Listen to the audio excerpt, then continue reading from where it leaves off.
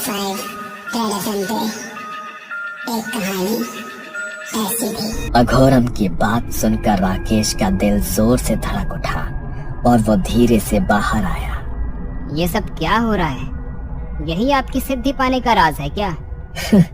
हर बात जानने की बहुत चाहत है आप में, लेकिन कुछ राज ऐसे होते हैं जिनसे दूर ही रहना चाहिए। तुम मुझे सीधा सीधा जवाब दो कि गांव के बच्चे कहाँ गायब हो रहे हैं?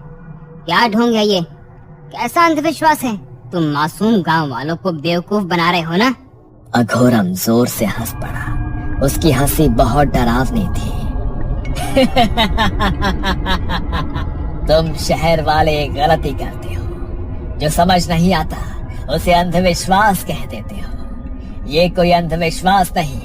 अगर ये गांव आज भी जिंदा है तो सिर्फ मेरी वजह से। अघोरम धीरे धीरे खड़ा हुआ और आग अचानक तेज भड़क उठी। उसकी परछाई मूर्ति पर पड़ रही थी। अघोरम की आंखें अब पूरी तरह लाल दिख रही थी। मैं साधक हूँ। इन मासूम आत्माओं की ऊर्जा से मैं मृत्यु को भी रोक सकता हूँ। बीमारी, अकाल सब मेरे आगे झुकते हैं।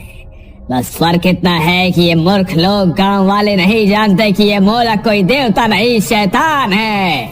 हाँ, शैतान को पूजता हूँ मैं, और उसी शैतान ने मुझे इतनी ताकत दी है कि मैं चाहूँ तो तुझे पल भर में मिटा दूँ। मेरे ही कहने पर गांव के लोगों ने ईश्वर को पूजना छोड़ दिया। मोलक के प्रकोप के डर से गांव के हर घर शैतान की उपासना होती है। गांव का वो खाली खंडहर मंदिर देखा है ना तूने? मैं बनूंगा शैतान का असली उत्तराधिकारी। बस 7 बरस और इसके बाद मैं अमर हो जाऊंगा।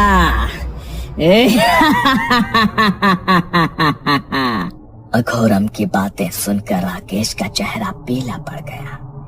दरिंदगी की भी एक सीमा होती है, लेकिन अपनी काली विद्या के लिए तुमने उस हद को भी पार कर दिया। उन मासूमों की बलि चढ़ाते हाथ नहीं कांपे तुम्हारे?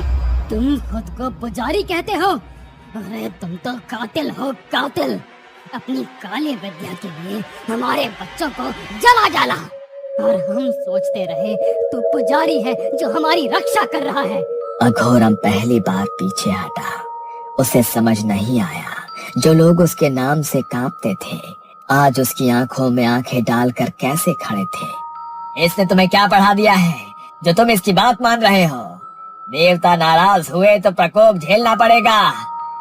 पीछे हटो। इस गांव में आते ही मुझे समझ आ गया था कि बच्चे यूं ही गायब नहीं हो रहे हैं, और तुम्हें रंगे हाथों पकड़ने के लिए ही मैं यहाँ रुका था। कल शाम शरबत में मुझे कुछ मिलाकर तुमने ही पिलाया, मैं ये भी जानता हूँ। मैं यहाँ गांव के आदमी लेकर आया तो राकेश बाबू को रोकने था, लेकिन यहाँ आकर जो सुना उससे तेरा सारा सच पता लग गया। अघोरम के पसीने छूटने लगे। उसका काला सच सामने आ चुका था, और तभी एक बूढ़ा आदमी आगे आया। उसके हाथ कांप रहे थे। 20 साल पहले ये मेरे पोते को भी देवता की इच्छा कहकर ले गया था और उसकी बलि चढ़ा दी थी। मेरा नन्हा सा बच्चा, इसके साथ भी ठीक वैसा ही होगा। इसे इसी की जलाई आग में झोंक दो। अघोरम ने घबराकर भागना चाहा, लेकिन गांव वालों ने उसे जकड़ लिया। आज कोई तंत्र विद्या काम नहीं आने वाली थी। अघोरम की लाल आंखें सिर्फ राकेश को घूरे जा रही थी। सबने मिलकर उसे मोलक के पेट में जल रही आग में फेंक दिया। सुनसान खंडहर अघोरम की चीखों से गूंज उठा, और फिर एकदम से सन्नाटा छा गया।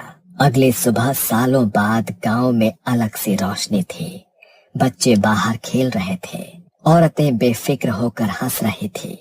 राकेश भी वापस जाने के लिए शहर की बस में बैठ गया था। एक अमावस की रात को वहां फिर किसी के कदमों की आहट हुई। एक आदमी कंधे पर फावड़ा लिए धीरे धीरे उसी जगह खोद रहा था जहां मूर्ति दफन की गई थी। पहले मिट्टी हटती गई, और फिर पत्थर हटे, और फिर उस आदमी का फावड़ा किसी कठोर चीज से टकराया। एक ठक की आवाज आई और वो आदमी घुटनों के बल बैठ गया। उसने अब अपने हाथों से मिट्टी हटाई और जैसे ही मूर्ति का सिर बाहर आया उसके होठ पर एक मुस्कान फैल गई।